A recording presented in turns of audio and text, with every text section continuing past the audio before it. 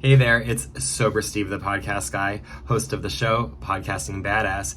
And I decided to become a certified podcast growth coach because I have been working on my life coaching certification and I knew I wanted to be the best. And when I niched to podcasting after having two successful podcasts of my own, I knew that I wanted to make sure that I had the tools to be able to make all of my clients' podcasts work, and not just in the way that they worked for me, but in the way that will work for them and that's right for them. And so I wanted to learn from the best, and I had already become familiar with Adam and his podcast and his work from a panel he did at PodFest. And so within 24 hours of me deciding that I was going to be a podcasting coach full time and focus on that being my niche for my life coaching and mindset clients, I got an email from him inviting me to join the program and enroll, and I knew it was meant to be, and I am so glad that I did, because my favorite part about the certification was not just the easy way that he delivered the knowledge, but the way that he encouraged us to incorporate the knowledge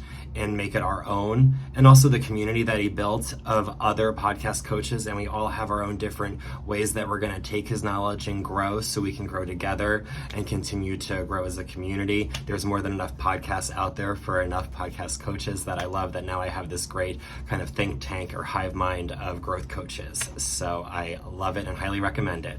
Hey there, Pod Pals. Before we dive into today's episode, I wanted to give you a quick heads up that I'm opening up registration for my next podcast growth coach certification cohort. This certification program is ideal for any podcast managers or coaches that want to learn my proven podcast growth system and add a podcast growth service to their business platform.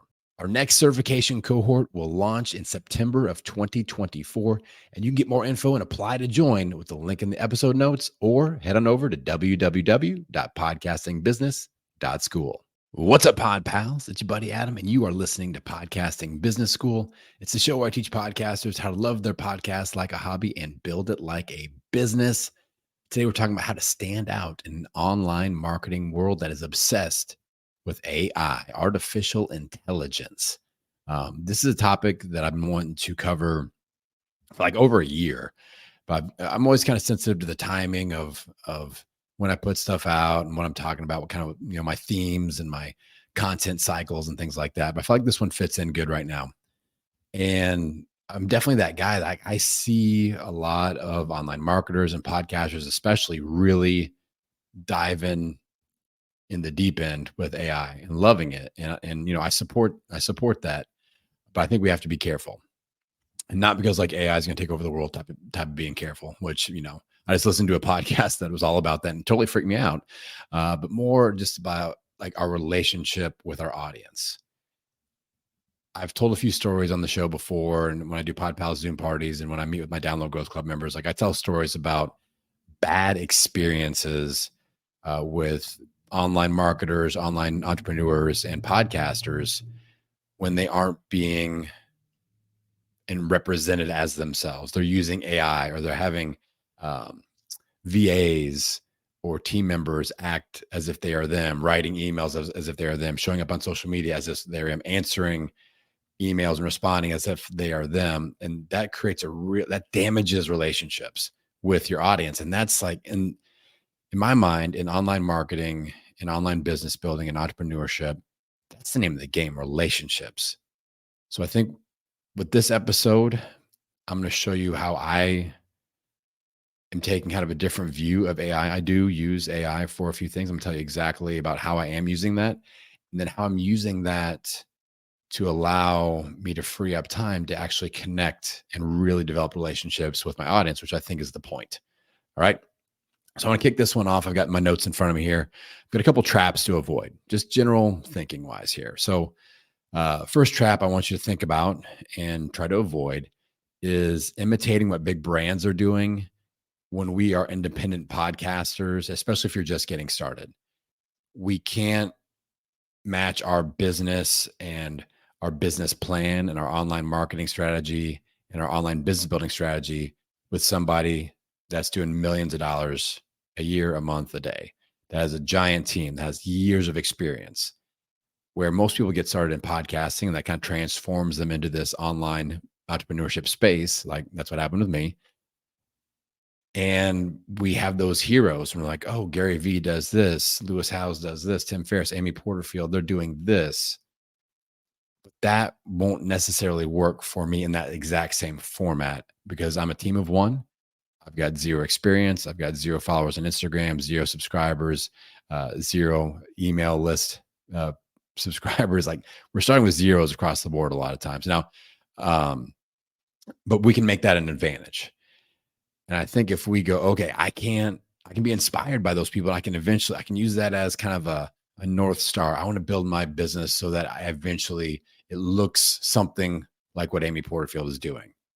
But I can't do that today because we're just not in the same place. I've got an episode that I call the 3 podcasting brand levels. It's episode 455. If you want to check that out, I really dive deep on this topic of like, I define 3 specific brand levels and how you should be operating with your online business according to those brand levels. So if this is an intriguing thought for you, then definitely check out episode 455. But the advantage of being smaller is that we can actually connect and build real relationships with our audience. So we can connect and focus on those relationships and actually talk to them, answer our emails, answer our DMs. Access is huge. Like giving our audience access to us helps us stand out. That is a superpower of a smaller online brand compared to a larger online brand.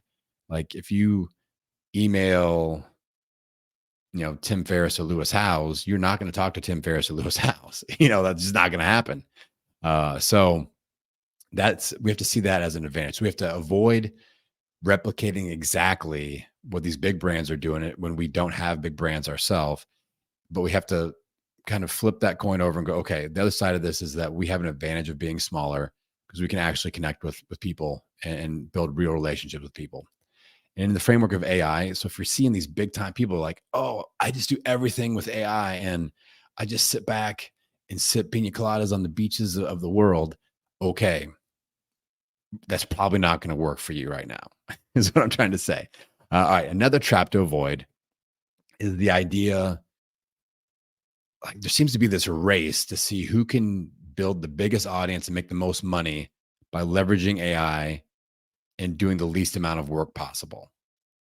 I think that's a mistake. I feel like that's a trap where that's not going to work for most people. But I also think that doing the work, getting in the trenches, getting our hands dirty, making mistakes, failing, adjusting, learning from that and moving forward, that can turn into a huge advantage for people like you and me. It's been a huge advantage for me. A great example is this entire podcasting business school brand. Please don't go back and listen to the first 100 episodes because they're terrible. It's just me trying things and failing and failing and failing and talking about things. And, I was doing a lot of interviews and I eventually figured out the recipe that works for me down the road here. A couple hundred episodes, maybe 200-300 episodes. I started to figure things out a little bit. So getting in there, making the mistakes, I figured out what didn't work, and then I could reverse engineer that into what did work and then teach you that now. So what I'm teaching you now is all based off of mistakes I've made in the past.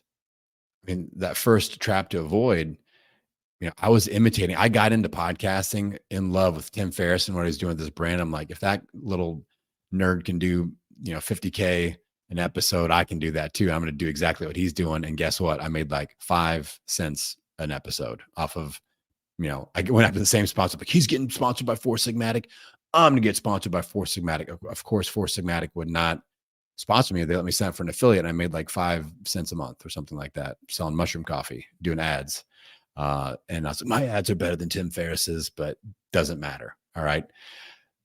So I made that mistake. And eventually I figured out like, wow, out of that mistake, I'm like, sponsors are really freaking hard and they're a pain in the butt. And once you do build your audience big enough, it's hard to keep them happy. And, it's a competitively priced situation and it's a race to the bottom with pricing. And I'm like, let's just throw all that out, the garbage and sell my own stuff. And that's when my business exploded. So I had to learn that lesson. And I wouldn't have learned that if I'm just trying to like delegate everything and AI everything and just get everything off my plate and do as little work as possible. I had to get in the trenches and screw things up a little bit. And that turned into a huge advantage. So when you see people out there that are marketing like, just do it's AI, everything AI, and you don't have to worry about anything else, I would run the other direction and make sure you are putting some work in, getting your hands dirty. So those are two situations that I feel like can be traps that we can get sucked into. We can get sucked into those online marketing vortexes a little bit. Now, I want to explain how I am using AI in my business. I've got two AI tools that I'm using that I really love, and I'm slow to adapt with this because I really protect my relationship with you all. Like, I could never see myself going, okay, I'm going to have an AI podcast host. And people are doing that. Like, if it's all AI and it's a fake voice and it's all off of like AI generated content, and like, oh, I don't have to do anything. Like, I love this. I love this part. My favorite part of this whole thing is connecting with you all. And I consider what we're doing right now a little bit of that, but really like getting to chat back and forth with you all in real life on like a Zoom chat or at events or even in the DMs or emails. Like, I love that. I'm here for that. That's why I do this. So, anyway, two ways that I am using AI. One tool is called video.ai, video.ai. I'm using that to generate video clips of my podcast episodes. I haven't been doing as much lately. Been experimenting a lot with just different types of video images and content that I'm putting out there on social. But if I am going to like chop this up and make this podcast, an Instagram reel, then I'm going to throw it into video.ai, and it puts a whole bunch of clips out there, has the captions and all these different options. And I'll use that. And it's pretty cool because it happens in like a minute instead of me searching and creating all these clips on my own. So that is a tool that I like a lot. I've been using the free version on that. I haven't even had to pay for it yet. I know a lot of people like Opus Clips and things like that too. So it's a very similar tool to that. The AI tool that I'm really loving right now is called Capshow. I met Deirdre, one of the owners of Capshow, at an event that I spoke at, and I was intrigued by it because I talk a lot about having a focus of just Instagram, and I can't really focus on other social media platforms because I have, a 3-day work week, maybe a 4-day work week. I've been adding Fridays in there a little bit, but I don't have time to be everywhere. I have to kind of pick and choose where I want to be. Instagram has been the most smartest platform for me to be on as far as getting engagement and being able to connect with you all. Capshow has helped me out because a big part of the time suck of social media for me is the written copy. I love sitting down and writing my newsletter. I hate sitting down and writing social media copy. Going, okay, now I got to post something and I got to talk about this episode, and I'll just be like, new episode, hashtag podcasting business school.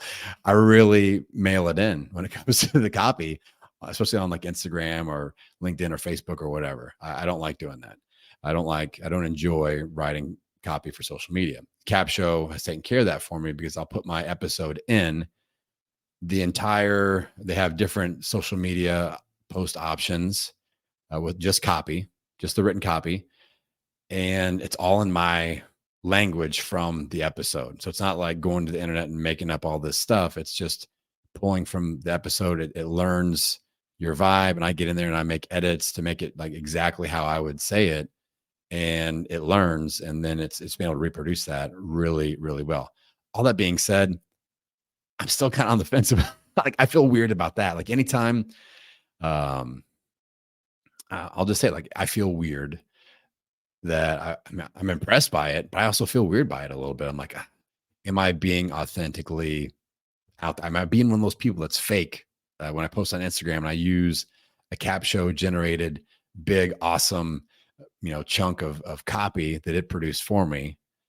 So I kind of go back and forth. I'll be honest with you. I don't feel 100% I'm 100% impressed by it for sure. But what I have noticed is that I get more attention on those posts, more comments, and then I'm able to dive into the comments and interact back and forth. So that kind of wins it over for me. Like, okay, it's a means to an end. I'm getting more engagement. I'm able to actually, questions are popping up or certain comments. I can kind of have a little conversation back and forth. So That's what makes it okay in my mind. But me, just, all cards on the table, open and honest, like always, I still feel weird about it. Like, I don't, even though it is my words, I still feel weird about it, but it is a great service. So it has won me over. I've used it for show notes and things like that. And yeah, very impressive. So those are two ways that I'm using AI, video.ai and CapShow. And really the key takeaway, I'm not anti-AI. I think the key takeaway from this conversation that we're having today, this episode, is I try to leverage AI, artificial intelligence, to free up time so that I can connect more with you, my audience. That's the key. Too many people are like, AI, and then I don't have to do anything else because AI does everything for me, or I'm, on the beaches of the world type of thing, that trap that I talked about earlier. But I think let's leverage AI to generate your social media copy or do your clips instead of you manually doing it. That frees up time from our daily work pie chart of time, right? There's only so much time. You got like an 8-hour workday, you only got 8 hours. 5-hour workday, you got 5 hours. If you're part-time and you got 90 minutes a day that you can put into your online business, that's your pie chart. So instead of spending that 90 minutes figuring out how to chop up clips on Descript or whatever, or writing your own social media copy, you can use tools like that and go, okay, now I can get that out in 15 minutes and I can leverage the rest of that time chunk, the rest of that pie chart, to actually connect with my audience and build relationships and put myself out there and give my audience access to me. I think that's the key takeaway. How do we do that? All right. So I'm going to give you, let's see here. I got 7 examples of once I leverage AI to free up more time. Here's how I'm taking that extra time and using it to connect with you. And this is how I feel like this is how you show up and stand out, like the title of the episode says, in a world obsessed with AI, is we put ourselves out there and focus on connection still. We can leverage AI, but focus on connection. All right. So one way, my Thursday newsletter. I say it in the opening of the newsletter. This was lovingly curated without any AI whatsoever. I want my readers to make sure that they know I just sat down. I just wrote that. I wrote it. No AI at all. And it's just a conscious stream of consciousness. Boom. Just dumped it out there onto the email, sent it to you. That's for you, from me. All right. So that's one way, a in the moment, authentically written newsletter every single Thursday. I timestamp it. I say this was written at 11:12 a.m. Central Standard Time. Then another way to stand out and connect with our audience is live streams. I've been slacking on this because of our evening kids schedule. Now I'm starting to kick back up. Like this week, we're doing some Wednesday showcases, podcasting Q&A with my newly certified podcast growth coaches that are graduating from my beta group with that certification program. And I'm super excited about that. We're going to be going live on Wednesdays, answering podcasting and business questions on Instagram. So showing up live and giving your audience access to you. A third way, my podcast audits, my coaching style episodes. I'm showing up and connecting with you all one-on-one. You want to stand out and you want to look like somebody that's showing up for your audience. Do one-on-ones for free and air it. Coaching style episodes. You guys know I'm big on this. Another way, my Pod Pals Zoom parties once a month. Invite 10, 15, 20 of you all onto the show. We talk about a topic, open Q&A, podcaster speed dating, but I'm out there communicating with you in small groups. Now, these last 3, some of you won't do this, but if you choose to do this, you will really stand out because I always have people comment on these last 3. The first one here is when someone signs up for a free trial of my Download Growth Club, so they haven't paid anything yet, I do their onboarding call. They get 15 minutes directly one-on-one with me. I do the onboarding call. And I tell them, I'm like, I want to prove to them that I am not hard to find. I will show up for you. I'm not delegating this. I want to build a relationship with you. And I prove that from the tip, from the jump. I'm going to show up for you. All right. That stands out. People are always very surprised that it's me showing up for the onboarding calls, not a VA or a team member or whatever. The next one is discovery calls. I don't have a sales team, and I have mentors and coaches that I've hired, and they get all over me about this. Like, you got to delegate your discovery calls. And I'm like, I can't. That's a huge part of who I am. I want to know who I'm working with. I don't want somebody that's really, really good at sales, just selling somebody, and you're not a good fit, but they're really good at sales. And all of a sudden I'm working with these non-great fit people. Like, the relationship starts with those discovery calls. I want to see, it's a discovery call. We're discovering if it's a good fit or not. So I want to be there. I want to be there talking to you, saying, hey, here's what I can do for you. All right, let's get a read on how you look, how you fit as far as a client of mine. Are we going to vibe? And that's important that I'm there. That's important to me. And that helps me and my brand stand out. And the last thing is I answer all my own DMs and all my own emails. And I tell people that. I'm like, if you email me or DM me, it will be me that answers, unless my account got hacked. I had a friend whose account just got hacked, and it scared the hell out of me. So if you start getting like, Adam trying to sell you cryptocurrency pitches or something like that, then that's not me. Just know that. Please report to the authorities. So I show up. I answer all my emails. I hit inbox 0 every Tuesday and every Thursday. Inbox 0. All right. DM 0. I zero it out. I make that a point. Every Tuesday and every Thursday, all of them get answered, no matter what. I figure it out. If I got to do it while I'm sitting in practice, watching my kids play football or swim or whatever, like, I will answer emails and DMs until it's 0.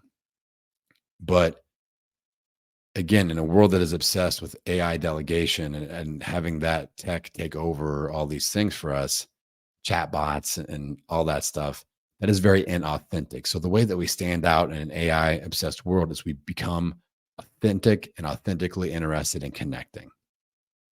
That's the way we stand out, especially as small businesses just getting started in online business, entrepreneurship, podcasting. That's the way you stand out. Boots on the ground. You're in the trenches. You are the people's freaking champion. You are one of them. Be relatable and just connect. Strive to connect. Pod Pals, that is the episode for today. I hope this is helpful. I'm not anti-AI.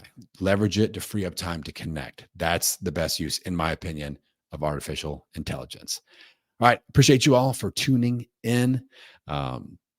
Very excited about all the stuff happening this summer. Appreciate all the support. I'm going to send you out into the world wishing you health, happiness, and many downloads. We will see you next time. Attention all podcast editors, podcast producers, podcast managers, and podcast coaches. I'm now taking applications for my next podcast growth coach certification cohort.